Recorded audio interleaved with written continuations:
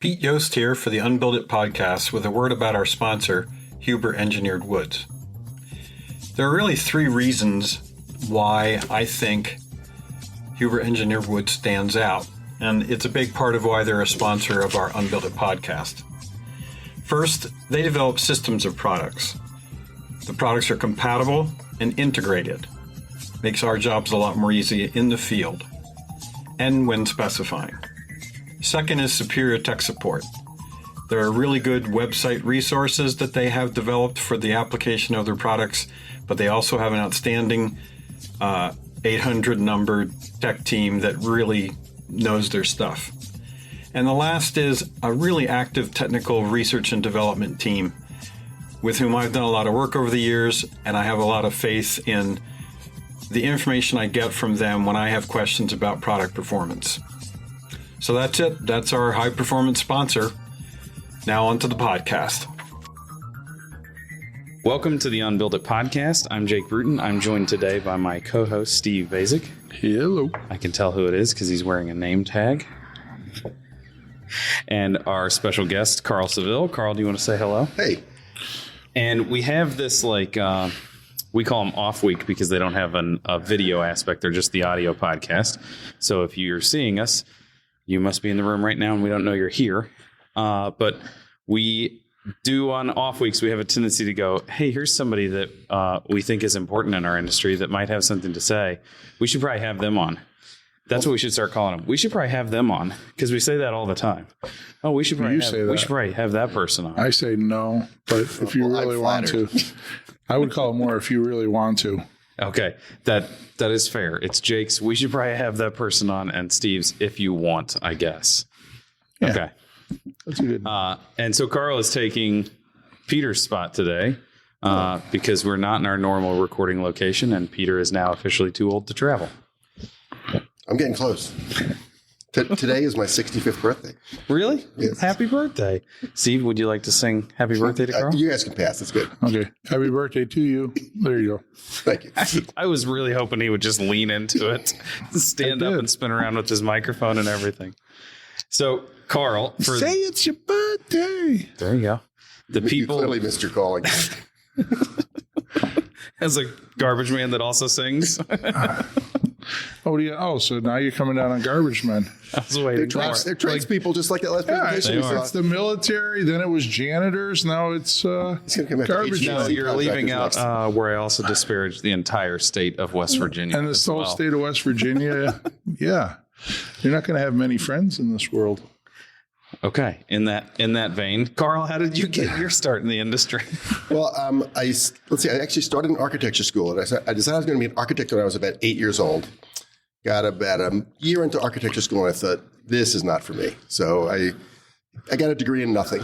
I have a Bachelor of Fine Arts in Industrial Design, and I did most of my work in jewelry and metalsmithing, oddly enough. And I became a carpenter. And I went from carpentry to being a contractor. I basically ran a high-end custom remodeling design build firm in Atlanta for about 25 years. Started learning about green building. Actually met Peter at about 2000, do some stuff with South Base. Ended up developing the Earthcraft renovation program in Atlanta, which is an offshoot of their new construction program.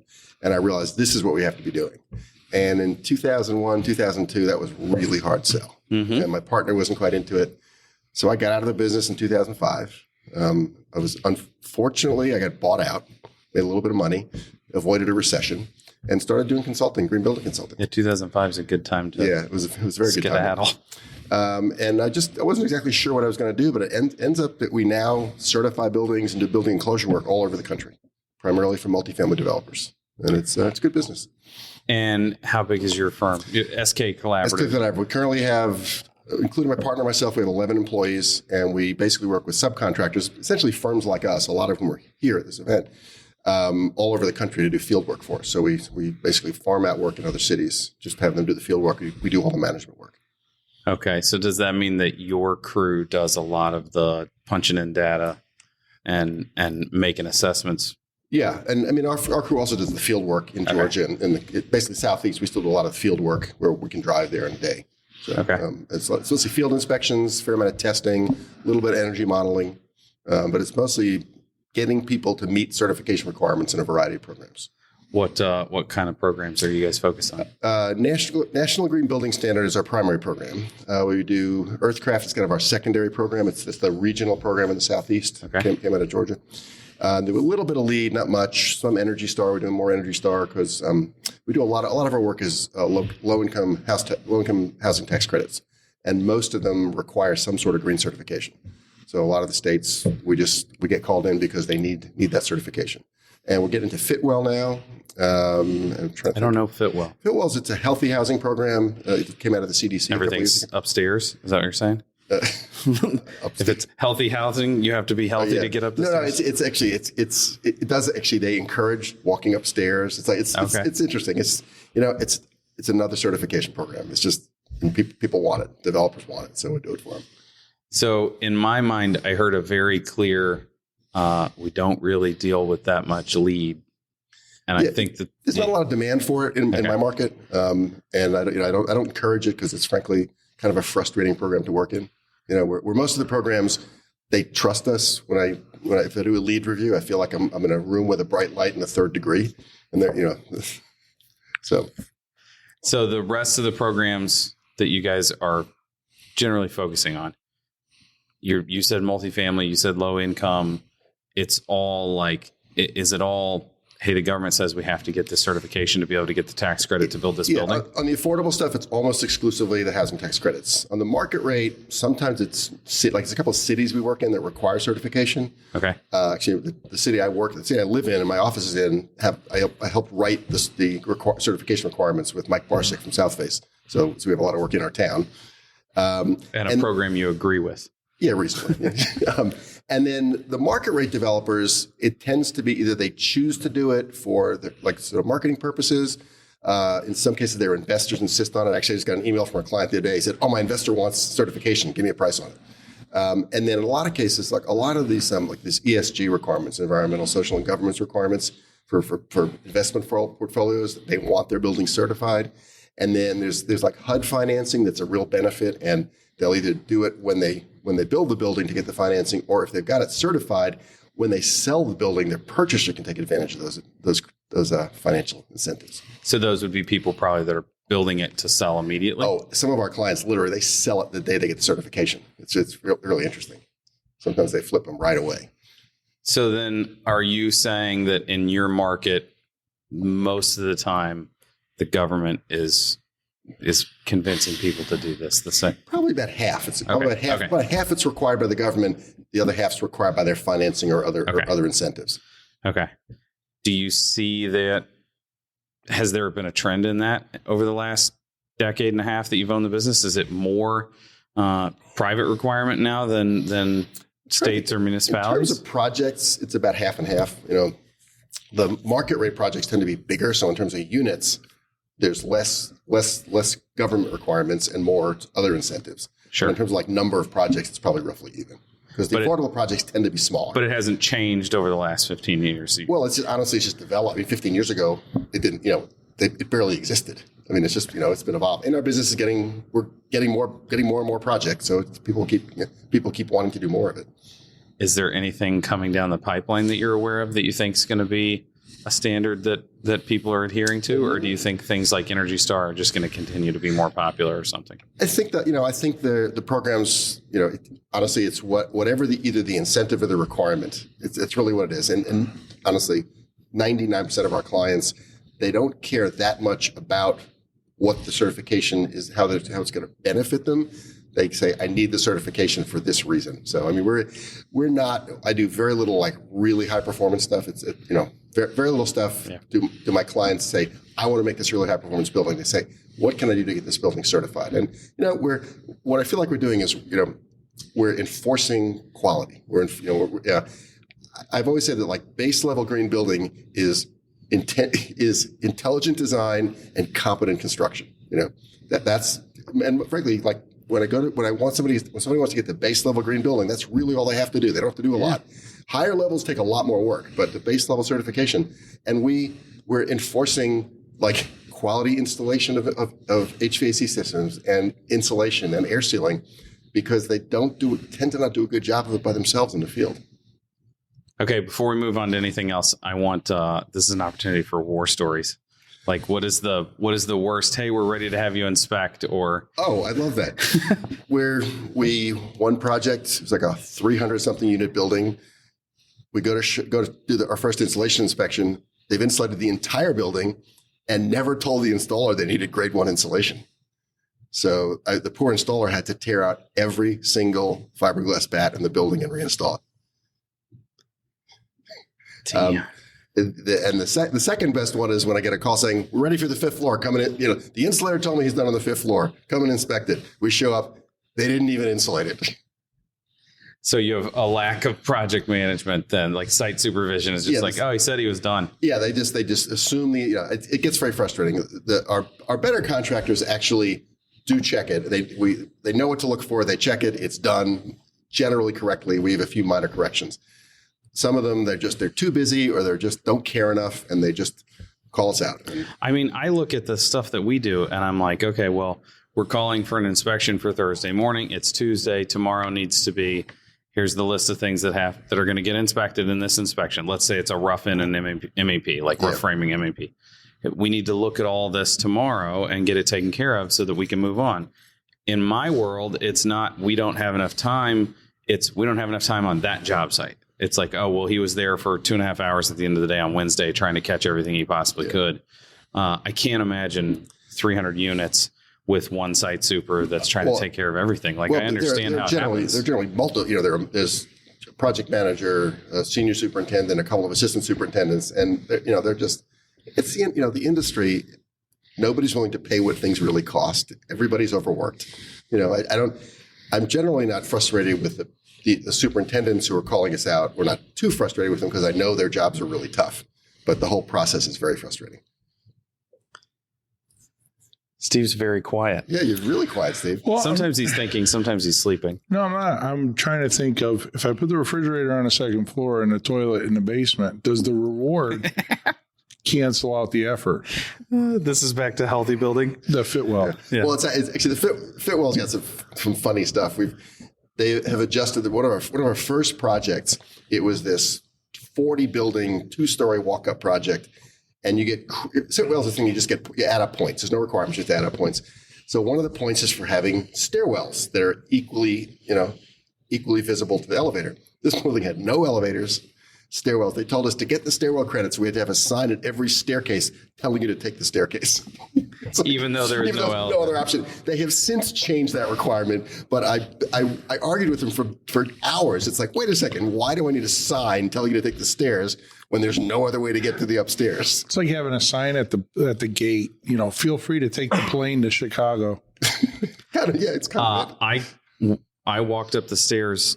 We haven't noted this in the past couple podcasts that we've done. We'll probably publish them in the order, but the last couple that you've probably heard, we're at Building Science Summer Camp. We're at the Western Symposium on Building Science, the 24th annual. 24th. I was going to say, I think it's 24 because the last one I went to was 22. And I walked from the first floor to the floor that my room was on and passed the elevator at the same time as the person that was getting on downstairs. And he said, this was just as fast. And I said, I didn't go up the stairs to be fast. Like I've been sitting all day. Oh, you are Mr. And I was Healthy. trying to. Yeah. This is what friendship looks like, Carl. I totally get it. Yeah. Oh, this is what he calls friendship. I'm sorry. Are you telling people you're in love with me? Well, actually, it's funny because in our hotel, I didn't even know where the damn stairs are. Like I looked for them, but I gave up. But it's just as simple as like, it's one flight. I'm on the second floor. It's the same number. This is a small hotel. It's the same number of steps as it is to go upstairs at my house. Yeah. And I do that 15 times a day. Exactly. Like, why wouldn't I try to just walk up one flight of stairs? I mean, I'm not carrying my bags up and down the stairs. That's almost like one trip an hour. It wouldn't surprise me. We have kids. I let the dog out when I get up. I go downstairs for my second cup of coffee. Yeah, I think he's lying. He looks like he's lying. It seems like a lie. I wasn't claiming that I also do that with 10 hours of calisthenics or anything 15 else. 15 times a day. So since we're at the Building Science Symposium or summer camp, and you've been coming for a while, where does it, I mean, what predictors do we see here as to where the industry goes from here? I feel like that we're in a little bubble here. Sometimes you think that, man, everything's going great and everybody's going to start doing like great high performance buildings, but it's and then so you go much, home to Atlanta and look at multifamily. Yeah, and it's it's a slow changing, and it's a really slow. It's always been a slow changing industry. I was a contractor for 25 years, and trying to get anybody to do anything slightly different. My biggest frustration these days is multifamily buildings. I get periodically called in for problems because there's mold in these apartments in warm and humid climates, and I say, well, there are ways to do it differently. And the one thing I've been pushing a while is they put these pretty marginal 1.5 or 2 ton air conditioning systems, these split heat pumps in units that have maybe 6,000 to 8,000 BTUs load. So it's, they're 2 to 3 times the load, and they run miles of ductwork out to the perimeter. And I've told them all, I said, if you just drop a soffit, run high sidewall registers, almost no ductwork, and put a better piece of equipment in, like a ducted mini split, you will have better performance, and it shouldn't cost you anymore. And nobody will do it. Like, I just got an email yesterday. One client thought about it. The engineer said it's a good idea, and they just said, we're not doing it. I just, I feel like I'm pushing a noodle. I've been pushing a noodle for 20 years and waiting for somebody to yank on the other end. I mean, we had the conversation with Marco Liberté yesterday. He's 38 years into this, and now it feels like there's a little bit of change happening. Yeah. It's kind of scary. Yeah, it's very frustrating. The thing is, you get people like myself that I learned about this 10 years ago, and I'm way beyond what I ever thought I'd be able to do. That's great, yeah. In 10 years. And it's I don't see why I wouldn't keep pushing. Once you're informed. Right. I mean, you're fortunate. You're going to be doing high-end custom residential work, which it's a different animal than multifamily. Multifamily is they're throwing nickels around like manhole covers. That's really what they're doing. It's like the first cost is everything. And especially now when, first costs are crazy. But the frustrating thing is that they won't take the risk. They won't even consider doing something differently, even if there's a good chance it could be cost neutral and give them better performance, because it's different. Because they might have to explain it to somebody else at some point. They're worried. Like one client, we talked about this, and they said, well, I don't know about this Japanese equipment. We might, there's all these supply chain problems. We might not be able to get the equipment, and they just want to be able to swap out. Everybody makes a generic 1.5 ton heat pump. They just want to be able to swap out whoever's heat pump's available. Was the Japanese unit that they're talking about Mitsubishi? Well, honestly, they hadn't even decided yet. It could have been any one of them. Yeah, sure. What presentation? We're going to talk more about the symposium than we have in the other ones. What was the one presentation for you that? Actually, I'm trying to think. I'm trying to remember which they all. I liked the one about the ventilation, where the whole idea is that increasing the ventilation rate higher than sort of ASHRAE 62.2 for health reasons, but then you can actually essentially get the equivalent air changes per hour using filtration or UVC, which I thought was really cool. Yeah. So recycling the air at a better rate and cleaning it better is just as easy as because there's a lot of discussion of having a lot of air changes is good for health reasons, but if you don't have that much outside air coming in, you can filter and sterilize the air with UVC and get an equivalent air changes, which I really liked. It's classic submarine theory. Yeah, it's inside. Let's keep it inside. We can keep it clean. We've already invested in it. We're not having to filter out exterior pollutants, just the stuff that's inside. Yeah. I actually learned from that presentation. You and I were talking about we got to take that one thing away. We're looking for one idea to take away. I learned that the UV light is in the way that they use it for sterilizing things is actually dangerous. And that's why it points at the ceiling. I had no idea. You see that UV light, I think of every hospital room I've ever been in, the UV light that's pointed up at the ceiling. That's what they were downstairs in the conference. I had no idea it was bad for me. I didn't either, it doesn't make any sense, but it's supposed to be good for me. I was talking with John Straub, and he's talking about the fact when they have UV inside ductwork, there's a sensor, so when you open the access door to the ductwork, the UV turns off. Yeah, it's some sort of laser beam that's gonna. It can apparently damage you. It can be dangerous. Yeah, I stay away from UV. I have not been involved in it yet. I haven't either. I'm trying to get my clients to step up from a fiberglass filter in their HVAC systems. Well, I'll tell you that my kids used to go to a small independent school, a little Montessori school in our community, and they shut down for 2 weeks at the very beginning of COVID, and then they said we're we're going to go remote for the rest of the school year, but in the fall, no matter what happens, we're coming back. So we've hired a mechanical company to come in and put in UV light into the machines and all the equipment in all 3 rooms. We have air cleaners that we're going to sit next to everybody's desk. We're going to wear masks. Are they back yet, or is this coming up next? They came back right away. They came back right as the fall school year started, and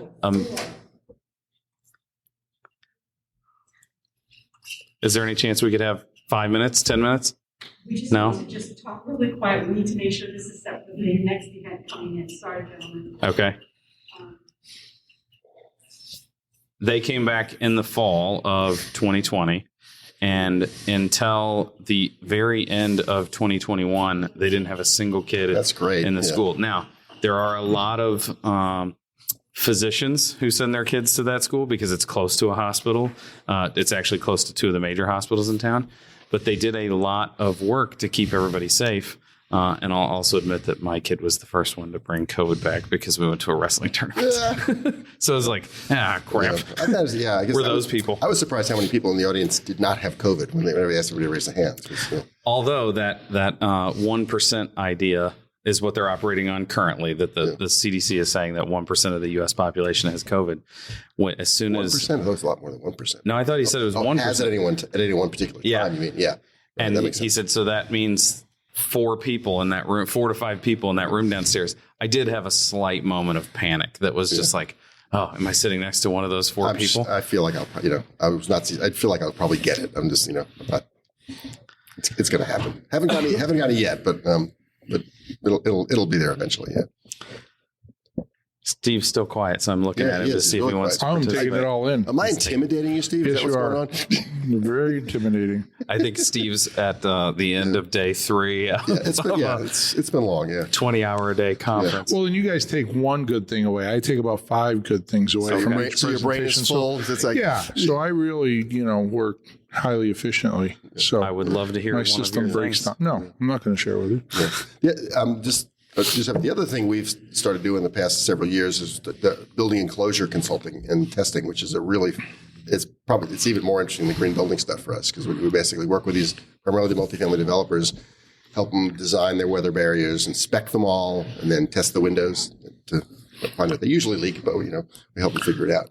It's just another interesting line of work. I have a short attention span. Once I like to acquire a skill and then file it and move on to something else. So this is my latest skill I'm working on. I kind of feel that way sometimes too. I like the my motto is trust but verify. Like we know we can install a window like this well, but did we do this one well? Right. Like I like spraying them. I was telling somebody the other night, Steve and I got a garden hose and sprayed the windows in my house before we put cladding on. Yeah. And we had one that leaked. Yeah. Not surprising. Yeah. We actually had 2. We had one after Steve left because I did everything on the second floor after he left, which was like more frustrating because you moving the extension ladder around just to know that you screwed something up. Yeah. We don't have a spray rig. We have we got a spray we have the rack. same thing my wife waters with. No, we have a spray rack, and there's the people who make the spray rack make this device, which is like got a hose and some manometers on it, which is to use to put the negative pressure on the window, and we just use a duct blaster because it's a fan and a manometer, and it just works just fine. Yeah, that's all you need. That is cool. Carl, you built a house. You walked the walk. I built a house. Actually, it's funny. Talk to us about it. But I realized it's like I really want to do a high performance project, and I was building a house, so I made a high performance house. It's featured in the Pretty Good House book, which is very exciting, and one of the case studies in there. Is that a new book that just came out or something? Yeah, it's a new book. Yeah, I see a lot of publicity about by some that. friends of ours. Yeah, it's in a historic district, so it was some interesting challenges. I brought a friend of mine in, Tom Hood, who's an architect from Carmel, California, who I've known for years. We worked together, and he came in for the weekend. We met the historic district people, designed the house, passed the historic district against all kinds of crazy objections from my neighbors. And it's a fairly simple, traditional house. Most people don't even know it's an old house. And it's a box on a raised slab foundation, so it looks like a crawl space. No foam, no spray foam. One of my goals is to not build it with any spray foam. And it's great. Performs great. I remember the thing that I liked the most was Katrin Klingenberg once posted all these EUIs, the energy use intensity from a bunch of passive houses. My house is better. The EUI is 14 in my house. You gotta love it. The old good old fashioned suck it, loser. Exactly. I did LEED Platinum, Earthcraft Platinum, Zero Energy Ready, NGBS Emerald. I just did them all just for the hell of it. Well, you have pretty good access to. Yeah. No, what was funny is actually like some things we were allowed to do internally, but actually had to hire some outside people for because some of the agencies said, no, you can't do it yourself. You can't rate it yourself. Yeah. I had we were talking about it the other night. I had somebody call me after I had published some blower door numbers on Instagram. And they were like, well, I know this other person who's really good at this, and they've never gotten numbers that low. And I was like, okay. And they said, so who does your blower doors? And I was like, oh, you suck. Like, how dare you? Yeah. And I was like, well, most of them are rated, so they're not my problem. We have to get a blower door for our community. It's kind of a HERS number. Like, it's basically the HERS number, but they don't actually publish the number to you unless you ask. Yeah, my house, I think it was like about a HERS 50, and I would have done solar, but when I do presentations, I show people a Google Earth of my house, and you can't see the house because it's completely surrounded by 100-year-old trees.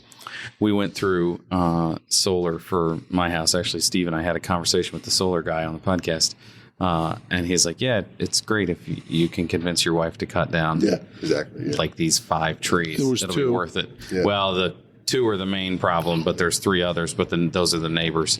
So I'm thinking I'll just cut those trees. Just for the record, we saw who on that one. Yeah.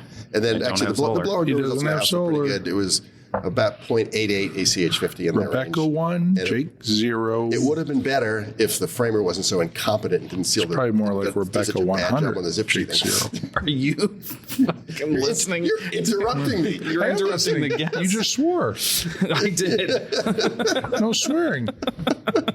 You said no swearing. This was your whole goal, was just to piss me off enough that I'd use the F word on the podcast? No. Okay. I have no goals. We'll bleep that out. We won't remember to bleep that Jake, please. We don't listen to take Jake's frustrations off the podcast. Well, now I lost my train of thought. Yeah, so that's our luxury, is we don't have the problem with the framer, because our framer used to work for me, or it's us. It's one or the other. That's our. Everybody talks about, like, what's the secret to air sealing success, and it's like not hire someone who doesn't do that. Yeah. Like, it's you have to have a team together that is willing to do it. And what's funny is actually, since I built the house, I've learned a lot about the weatherproofing and the building enclosure work, and as well as air sealing in the past 5 years. And I think about what went wrong in this house. I mean, I'm not worried about it. It's like, but so it could have been a little better. I do that a little bit. Although I will, as a compliment to Steve, I'm very happy with our layout and the way the house functions. Mm-hmm. I might have just put it together slightly different. Yeah. But nothing major. Yeah. So our house works great. We have a big screen porch, which is perfect where I live. We spend a lot of our time out there. And a big open kitchen. It's, we both like to cook, so it's good. I think we want an outdoor kitchen at our house, but actually, I have a big green egg, and I got a rain hood over it because in my other house, I have a little house in the back that's from the 20s that I renovated, and then I built the house in front because there was never a house built in front. So I had a grill on the back of that back porch, and it kept getting greasy. So on the new house, I put a rain hood over it, and it works a lot better. And what does it just dump 20 feet away? It just takes it up. It takes it off the porch roof and just dumps it out. Yeah, but it gets it. That's the ceiling's a lot cleaner. Yeah, it works out well. I've never heard of that cool. before. What do you cook in the egg? I don't do a lot. I mean, I mostly grill. I've done a few slow cook things, but it's just not. I'm not a man of extended patience. Yeah, I'm with you there. I was just recently at a barbecue. The guy's like, hours, we got to do this. And then you got to bring the ribs in and we got to baste it. Then they'll smoke for an hour. Then I'll flip them over. I was like, can't you just eat them now? Yeah, right. Yeah. I really don't care about you basting it, flipping it. In the oven for an hour? Yeah, you just put them in the oven for like 20 minutes and have them so I can eat them hungry now. Yeah, right. I really don't care about all your chewing a little. Yeah. They don't have to fall off the bone. Yeah. But I'm not a big green egg expert. It's kind of underutilized, I think, for what it is, but it's a good grill. Well, there's my takeaway from this podcast is that why didn't I think to put a range hood over top of my flat top that I keep outside. Keep everything from getting nasty. Yep. It's genius. Well, thank you. I'm glad you think I'm a genius. Hold on. Easy, Carl. We're not quite done yet. Yeah, we're not quite done yet. We can't leave it with me saying Carl's a genius. We have to find something else. Do you plan on putting electrical on your house? Solar, I mean? No, honestly, the entire SAS on my lot is literally 100-year-old trees. Okay, yeah. And the only part of my lot that gets any sun is part of the driveway. So that's it.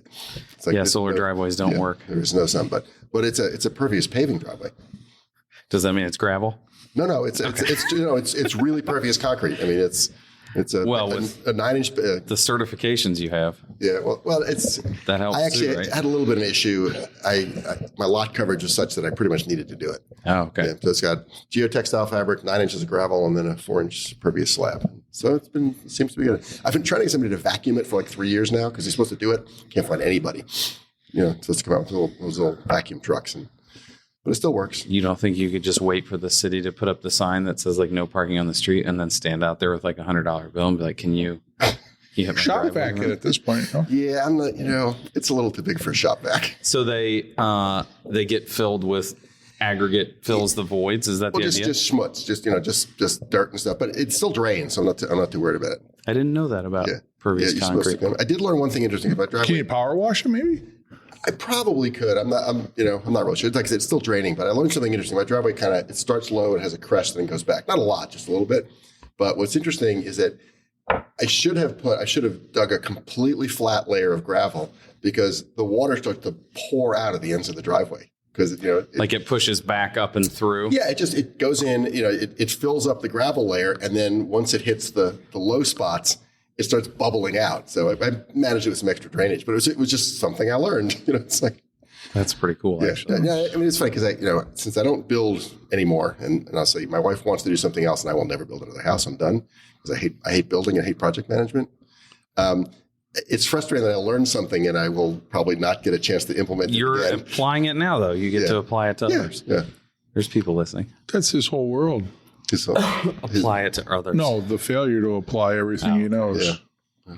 You should have seen the crap he gave me earlier when the presenter said, "How many of you are contractors that own tool bags?" And I raised my hand. And Steve was like, she said, "How many are contractors?" And I said, "Real contractors." Yeah, she was asking for real contractors. Yeah, I don't know how many actual tradespeople there are in the crowd. It's like there's a lot of contractors. Yeah. But I hadn't lifted a tool they're bag more in a like while. tredespeople managers. Yeah. Not contractors. Although I actually had to go out on a window testing job one day because my primary guy had jury duty.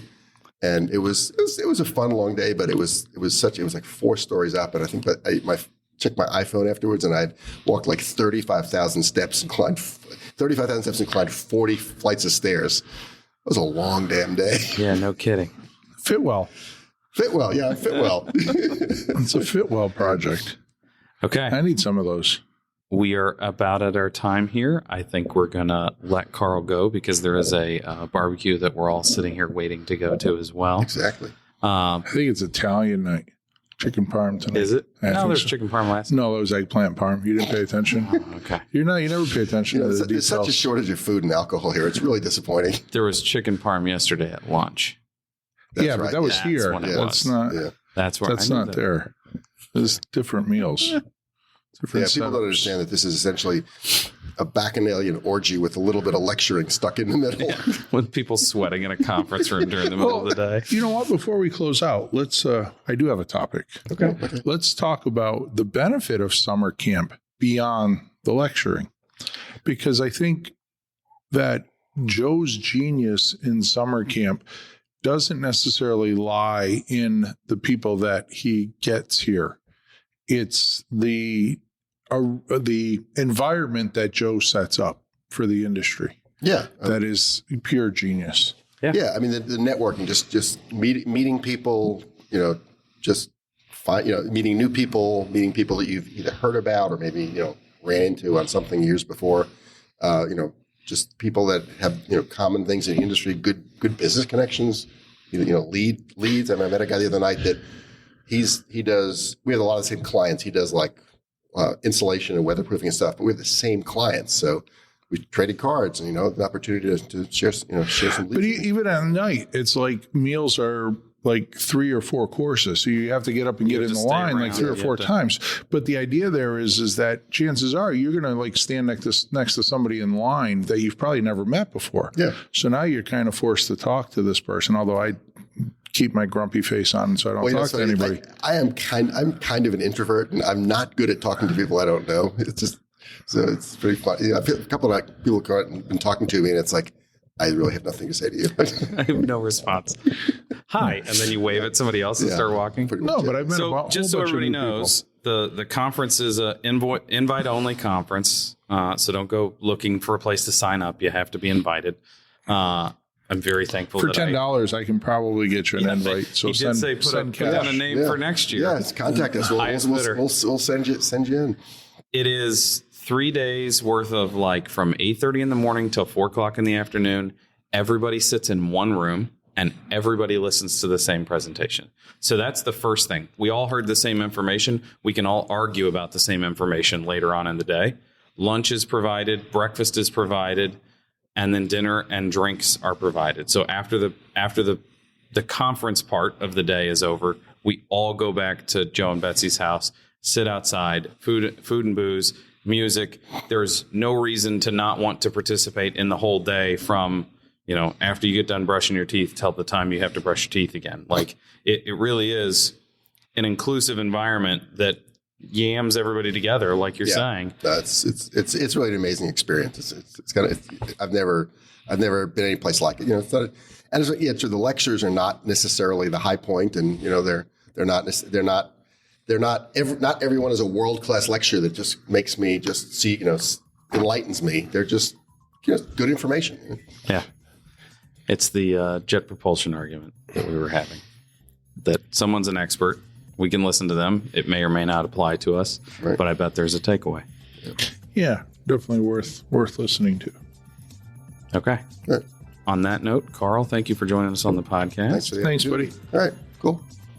If you haven't already, you should like and subscribe on YouTube. Steve would say smash that subscribe button. Smash it. Leave us a 5-star review on iTunes, because that's the way that other people find it on the audio platform. That even helps. Tell all your friends. Tell your friends. Tell your friends to tell their friends. I would say, get out like the soap right on the back of your rear window of your car. Listen to the Unbuild It podcast. Drive around for like a month or so with that in there. Like graduates of high school, that dorky stuff. But I would do that.